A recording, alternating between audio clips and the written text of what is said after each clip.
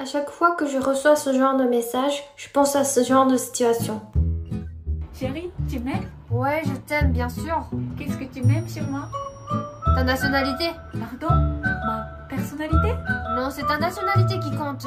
Ta personnalité, je m'en fiche. Bonjour! Je m'appelle Erika, le japonaise qui parle français. J'habite au Japon actuellement, mais j'ai vécu quelques années en France et sur mes réseaux sociaux et aussi YouTube, je partage ma vie au Japon et aussi des différences culturelles que j'ai expérimentées en France et au Japon avec les Français. Alors aujourd'hui, je suis avec Sayaka-chan. Bonjour! Hello! Et aujourd'hui, on va faire une vidéo comment pécho les Japonais. Mais avant de parler comment pécho les Japonaises, je pense qu'il faudrait savoir comment elle est la relation amoureuse franco-japonaise. C'est pour ça que j'ai invité Sayaka-chan. Merci. Puis après, on va parler comment pécho les Japonaises, comment rencontrer, comment être proche avec les Japonaises. Et on va discuter un peu quel genre de garçons sont aimés au Japon. Bon, je voudrais que vous sachiez que nous, on parle en français et c'est pas notre langue maternelle. Donc peut-être on va raconter des bêtises, des conneries. Et tout ce qu'on va raconter dans cette vidéo, c'est mes expériences personnelles, nos expériences personnelles. Donc ne prenez pas trop au sérieux. S'il vous plaît. Oui, parce que nous, on ne représente pas la population japonaise. Ouais. C'est important. Je compte sur vous, s'il vous plaît. Bon, on va commencer la... Bon, on va commencer la vidéo. C'est parti! Donc, Sayaka-chan, est-ce que tu as été avec un Français? Oui. Ah.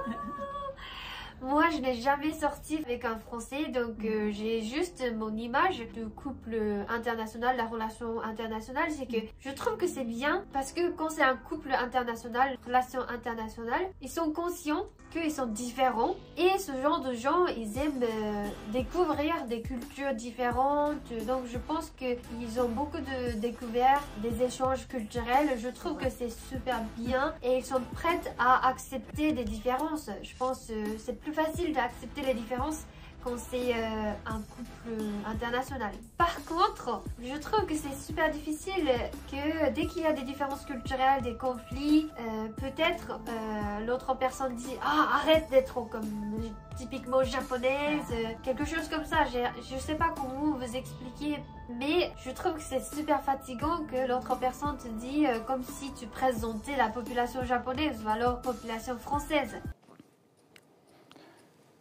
Française, français. On ne représente pas, on est différent chaque personne, même s'il y a des différences culturelles parfois typiques, comme par exemple, c'est vrai que j'ai du mal à dire non parfois, et c'est vraiment la culture japonaise, je pense. Mais si mon copain, j'en ai pas, mais bon, mon copain me dit, ah, arrête d'être japonaise, je pense que ça me fait chier.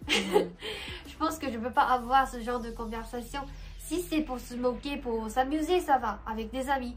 Mais si c'est mon copain qui me dit ça, je pense que c'est plus compliqué qu'on croit. Ouais. Si ça dure comme ça tous les jours, je pense que je peux pas vraiment... D'être toi-même. Ouais.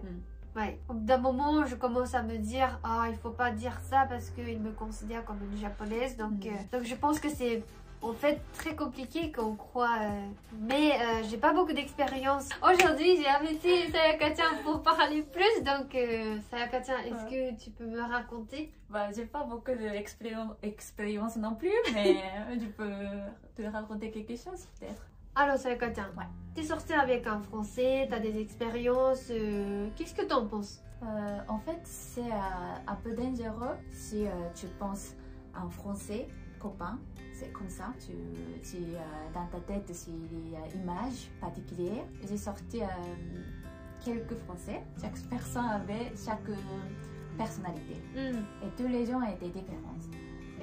C'est mieux que tu ne décides pas, il doit faire comme ça parce qu'il est français. Vraiment, c'était vraiment, ça dépend des gens. Mon ex qui montre son sentiment vraiment tous les jours, il me dit...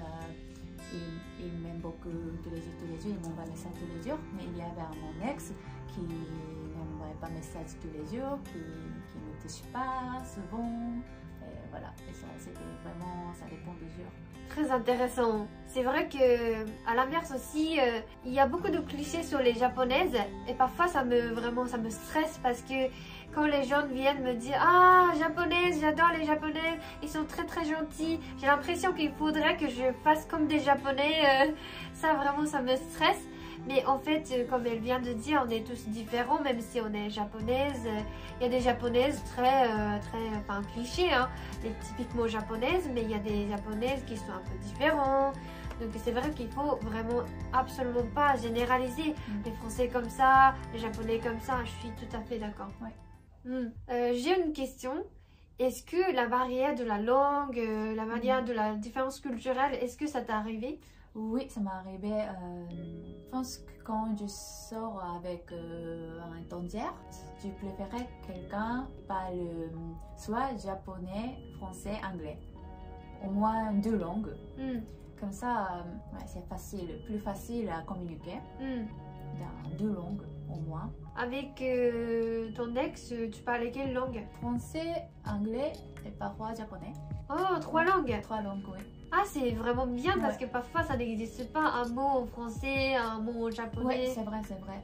Parfois, quand j'ai envie de dire quelque chose de méchant avec les autres gens, je le dis en français parce qu'il y a moins de risques que les autres me comprennent. Et parfois, j'ai envie de dire mon sentiment, je lui dis en japonais. Waouh, c'est génial! Ça vient de mon cœur. Quand je parle avec les amis français, je parle souvent en français quand je suis dans un endroit public parce que comme ça, au moins, les gens ne sachent pas, donc je peux être très honnête. Donc je pense que c'est super si l'autre personne comprenne le japonais en plus, c'est vraiment génial! Ouais, n'est-ce pas? Donc pouvoir parler en japonais, ça serait un avantage. Et la différence culturelle? Différence culturelle, il y avait beaucoup de différences, mais personnellement, moi, je me suis amusée bien de belles différences culturelles, nourriture, façon à communiquer. Il n'y avait pas des moments difficiles?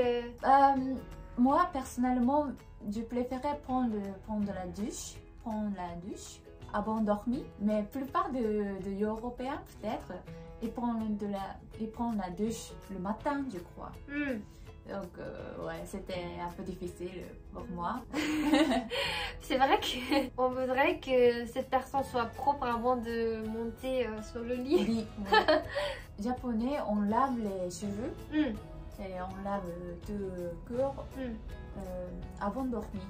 Ils m'ont dit ils vont laver les cheveux avant de partir de la maison le lendemain, le matin. Donc ils lavent pas Ça me choque un peu parce que ça veut dire que le lit est vraiment dégueulasse. Mais je crois que ces différences entre l'humidité n'est pas pareille que la France et au Japon. C'est pour ça peut-être... Oui, c'est vrai. C'est vrai qu'on a vraiment différents, comment dire, sens de sanitaire. Je sais pas comment dire, mais on est beaucoup plus sensible avec des bactéries et des trucs. Donc on lave les mains très souvent. On utilise le gel alcoolique même avant le corona. Donc ça, je pense que c'est un truc très en fait, on n'en parle pas beaucoup parce que c'est pas quelque chose qui attire beaucoup d'attention. Mais en fait, quand on est en couple, c'est un problème super important. Hygiène, je sais pas comment dire en français, mais souvent les Japonais, on a vraiment besoin d'être propre. Donc oui, c'est très intéressant. Du coup, ça t'a pas dérangé trop? Ça m'a dérangé, donc je lui ai dit plusieurs fois. Et il essaie de changer un petit peu son habitude. Et moi aussi, j'ai essayé de le comprendre. C'est comme ça, son habituel, son habit. Essayer de trouver le milieu, point. Wow, c'est très intéressant. Mais c'est un truc, c'est une petite chose, mais il y avait plein de choses comme ça. Quand tu sors avec un étrangère, il y a beaucoup de différences. Ouais, faut que vous soyez très comment dire, généreux avec toutes ces petites choses tous les jours. Je trouve que c'est très difficile. Avant de sortir avec quelqu'un, on pourrait facilement dire « Ah, ça va, je suis quelqu'un de généreux ». Mais en vrai, quand tu es sorti avec quelqu'un et que ce genre de petites choses qui te dérangent à chaque fois, je pense que c'est très très difficile. Donc, mon grand respect, enfin admiration, Sayaka-chan. C'est super intéressant. Ah, d'ailleurs, c'est bientôt le Saint-Valentin au Japon. Et je sais que c'est très différent en France et au Japon. Comment t'as passé Saint-Valentin avec ton ex français? Alors, en fait, lui, il m'a dit, oui, offrez-moi des chocolats parce qu'on est au Japon.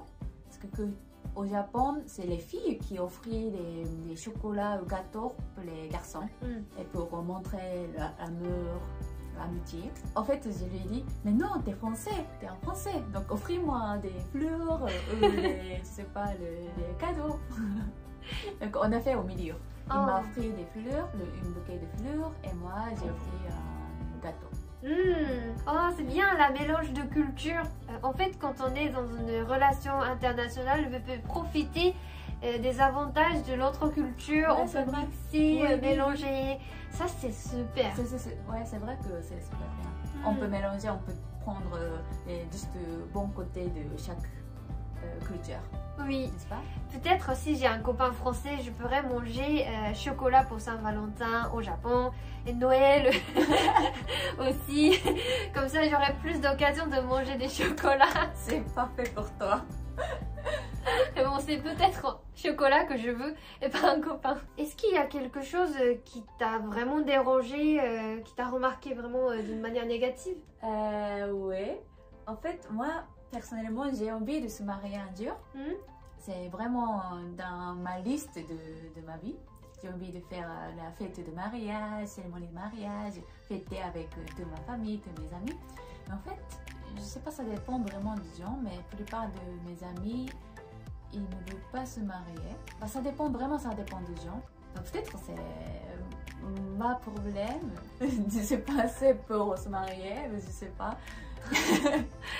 Non mais je croyais que les étrangers veulent se marier avec les Japonais pour avoir le visa résidence permis, quelque chose comme ça. Mais non, bah, en fait, mon ex, ils avaient déjà le visa parce qu'ils ont déjà travail au Japon, donc il n'a pas besoin de visa. Mais ça va. Si personne ne te marie pas, je vais te marier. Enfin, c'est illégal au Japon. Ouais, c'est encore illégal au Japon. Enfin, j'espère qu'un jour, on pourra avoir le mariage homosexuel. Je trouve que c'est hyper triste que c'est illégal au Japon.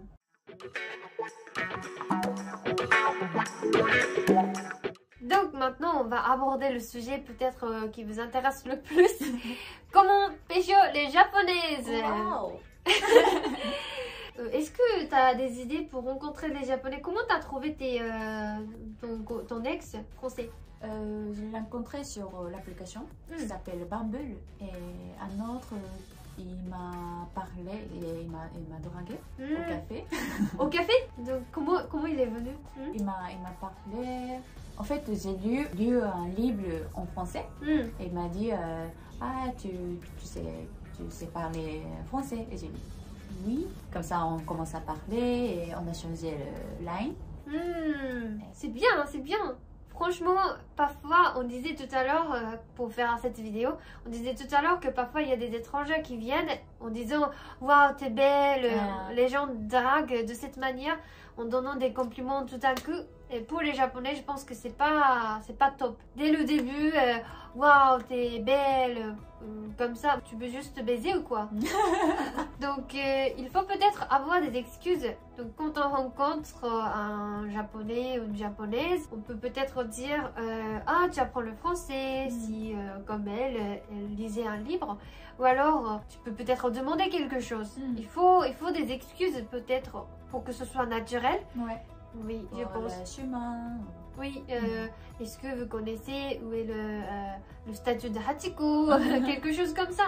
Il faut quelque chose parce que sinon c'est vraiment trop.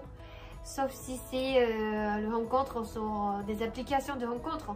Si c'est dans l'application de rencontre, ça serait, enfin c'est clair l'objectif. Donc peut-être on n'a pas besoin de réfléchir comment aborder le sujet, comment on commence la conversation. Mais si c'est dans la vie quotidienne, dans la vraie vie, faudrait réfléchir un peu.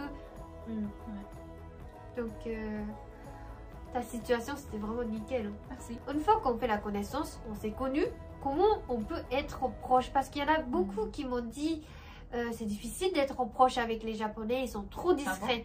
Ah bon? Parfois.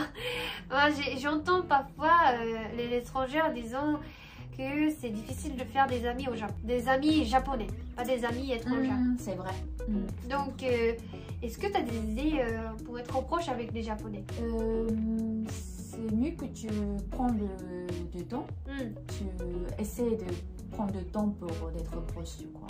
C'est important. Oui. On parle pas directement, donc on prend du temps et petit à petit, tu peux savoir les autres gens et comme ça, petit à petit, on peut devenir proche. Oui, je suis tout à fait d'accord. Ce qu'elle dit, si vous regardez des séries asiatiques, japonaises, peut-être vous voyez, on prend le temps pour être proche, on s'amuse au début comme des amis et ensuite ça commence petit à petit.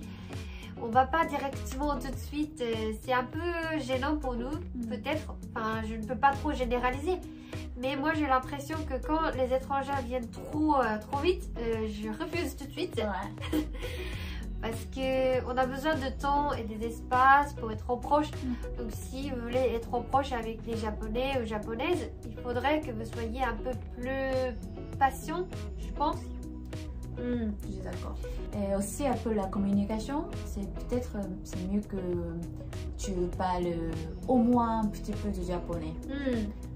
Il y a des japonais qui parlent très bien anglais, mais quand même on est japonais. Donc si il y a ton gère qui parle un petit peu de japonais, qui essaie de parler en japonais, ça nous donne une bonne image. Oui.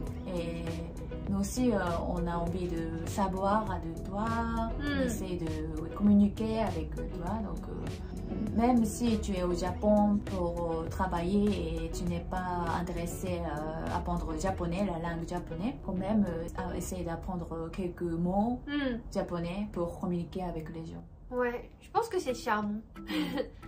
Les étrangers qui parlent le japonais même si avec beaucoup d'erreurs, comme nous, hein. Ouais. On parle français, c'est n'importe quoi, on fait beaucoup d'erreurs. Mais ça se voit qu'on essaye de comprendre la culture et on veut être proche. Donc il faut montrer que voilà, nous sommes motivés pour être proche. On fait des efforts. On fait aucun effort, on ne peut pas être proche. C'est comme ça la relation humaine, n'est-ce pas? Ouais, parce que... Aussi, si tu fais des erreurs, on peut dire oui, on dit comme ça plutôt en japonais et comme ça petit à petit on peut commencer la communication, je crois. Oui, oui, c'est vrai qu'au début peut-être c'est un peu trop dérangeant pour les Japonais ou pour les Français ou les étrangers de poser des questions, poser trop de questions personnelles parce qu'on se connaît pas, donc on n'a pas envie de répondre. Je trouve qu'au Japon, poser énormément de questions pour se connaître, au début c'est un peu gênant. Ouais, c'est vrai. Qu'est-ce que tu aimes? Qu'est-ce que tu fais le week-end? Blablabla. C'est trop de questions. Mais ouais, comme je t'ai dit tout à l'heure, si on parle de la langue, de la culture japonaise, c'est facile à répondre parce que ce n'est pas quelque chose de personnel. Oui, oui. C'est un peu gênant de parler des choses personnelles dès le début. Donc il faut peut-être faire attention, surtout avec les Japonais, comme on est un peu plus discret que les Français et les étrangers. On ne peut pas généraliser encore une fois, mais je trouve que c'est une bonne idée de parler quelque chose d'autre que personnel. C'est pas assez. Est-ce qu'il y a quelque chose qu'il faudrait faire attention? Il faut faire attention, ne dis pas trop directement, parce qu'au Japon, on ne parle pas trop direct. Donc si tu penses que tu es 100% correct, mais essaie de dire plus... comment dire, gentil, oui, en direct, oui. Par rapport les Européens en général, les Japonais sont beaucoup moins directs et on est très facilement vexé par ce que les autres disent. Donc il faudrait peut-être apprendre comment les Japonais s'expriment. Il faut faire attention à tout le monde, pas seulement cette personne à qui je m'adresse, mais il faut réfléchir. Si je dis ça, cette personne, comment elle pense, c'est chiant. Je comprends, c'est chiant, mais ça fait partie de la culture japonaise. Et c'est quelque chose qu'on doit peut-être apprendre si on est en couple. Voilà, oui, je pense que c'est très très important. Aussi, c'est facile parce que tu peux juste ajouter au début, c'est mon avis, mais je pense que blablabla comme ça. Et comme ça, c'est moins, comment dire, direct. Oui, on dit souvent, ah c'est mon avis personnel, peut-être je me trompe, mais je pense que blablabla, comme ça. Oui, c'est vraiment pour ne pas vexer les autres. 他人の間違いとかを指摘する時もあんまりその人のなんかこう ne pas perdre face de cette personne. そこがdifficile mais très important au Japon. Ouais, c'est vrai. Et aussi une fois quelqu'un pensait que il est chiant ou il est fort, on ne dit pas à cette personne. On contacte pas, on ne répond pas de messages, on ne voit pas. Oui, parce que c'est trop tard après. C'est ce qui est vraiment effrayant, c'est ce que je trouve vraiment effrayant au Japon.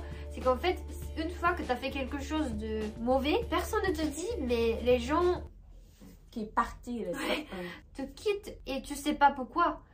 Et c'est chiant, mais c'est comme ça. Et il faudrait un peu comprendre comment ça fonctionne la société.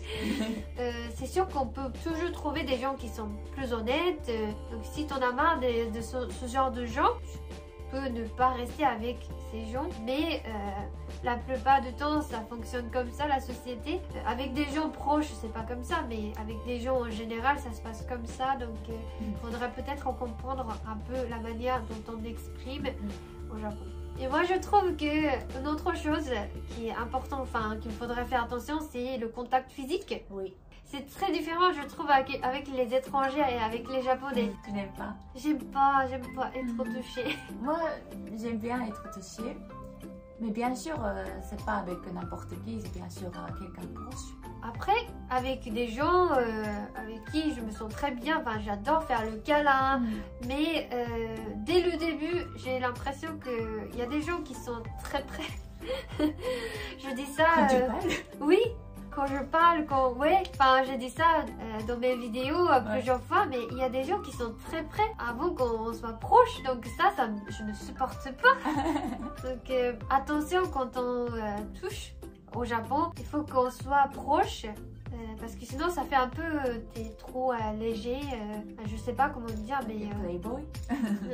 donc je pense qu'il faut faire attention. Et aussi si tu fais beaucoup de contact physique avec les Japonais ou Japonaises, les Japonais comprennent que tu es intéressé. Ça, je pense que facilement on peut se tromper. Parce qu'au Japon, ça se fait pas trop. En fait, c'est des techniques pour draguer. Surtout entre les amis, on ne touche pas. Il m'intéresse, c'est pour ça qu'il me touche. C'est un signe. Donc, si vous voulez pas que les gens se trompent, ne touchez pas trop. Contact physique, c'est pas la même chose. Bon, pour finir, est-ce que tu as des conseils à donner pour des gens qui cherchent des copines, des copains japonais?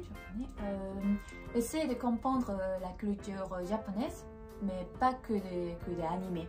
Ouais. Parce que souvent, quand j'étais en France, il y a beaucoup de garçons qui me disent « Ah, t'es japonaise, alors tu connais Naruto ou One Piece ?» Mais en fait, il n'y a pas beaucoup de filles qui est otaku de animé ou manga. Ouais, en général, c'est de plus en plus peut-être qui s'intéressent aux animés ou des mangas, mais pas comme si on est vraiment au fond, quoi. On a déjà vu Naruto, oui, à la télé, quand on était petit, mais on connaît pas les détails. Donc si les étrangers viennent, oh, tu connais Naruto? J'adore, c'est pour ça le Japon. On est un peu... Je sais pas, mais peut-être c'est pour les Français, Petit Prince, Petit Nicolas ou quelque chose comme ça. Ah, t'es français, alors tu connais toute l'histoire de Petit Nicolas, bande dessinée. Oh, vous êtes français, vous cuisez très bien. Ah, je voudrais manger des galettes. Ça, c'est chiant, n'est-ce pas? Les clichés, il faut pas trop mettre en accent sur les clichés. Bon, c'est la fin de la vidéo. Merci Sayaka-chan de partager plein de expérience Je t'en personnelle. prie. Merci. C'est pas facile de partager ce genre de choses parce que c'est personnel. Et j'ai l'impression qu'il y a beaucoup de choses qui sont difficiles, mais aussi des choses positives. Comme tu as dit, on peut mélanger la culture. Ouais. Pour le Saint-Valentin, vous avez fait des fleurs et des chocolats comme ça. Attends. Oui, vous avez mélangé, vous avez pris des avantages. Ouais. Donc ça m'a donné un peu envie de faire la même chose, mais avec des amis. Donc merci beaucoup. Alors comment t'as pensé? Oui, c'était intéressant pour moi aussi. Et je pense que, comme on a dit plusieurs fois, c'est vraiment, ça dépend des gens. Donc il faut respecter la personnalité que la nationalité. Voilà le résumé. Résumé. Personnalité et que la nationalité. Parce que ça fait toujours triste quand les gens me disent ah j'adore les japonaises et c'est pas vraiment moi en fait, c'est les japonais, pas vraiment ma personnalité. Ça fait vraiment triste, n'est-ce pas? Ouais, c'est vrai. Et je pense que c'est la même chose pour vous les Français.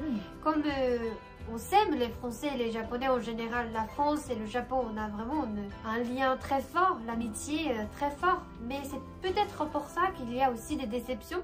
Parce qu'on idéalise l'un et l'autre. Moi, j'aimerais que cet écart, comment dire, des idées idéales se réduit un peu. Comme ça, on sera moins déçus. Oui, je sais pas comment dire. Parce que ça me fait triste de entendre qu'il y avait des conflits entre les Français et les Japonais. Et j'ai l'impression que c'est souvent parce qu'on espère un peu trop et qu'on ne fait pas de pas pour trouver le milieu.